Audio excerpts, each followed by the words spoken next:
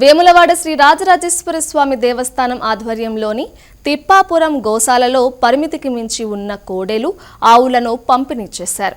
రెండో విడత కింద రైతులతో పాటు గోశాలలకు ఉచితంగా అందజేశారు. ఈ కార్యక్రమంలో ఎమ్మెల్యే, ప్రభుత్వ విప్ ఆది శ్రీనివాస్, ఈవో వినోద్ రెడ్డి, ఆలయ అధికారులు పాల్గొన్నారు. వేములవాడ రాజన్న ఆలయంలో భక్తులు సమర్పించినటువంటి కోడెలను రైతులకు అందజేసే కార్యక్రమం రెండో దశ కార్యక్రమం ఈరోజు ప్రారంభం చేస్తూ ఉన్నాం. 3 మాసాల క్రితం మొదటి దశలో సుమారు 1500 మంది రైతులకు కోడెలను అందివ్వడం జరిగింది.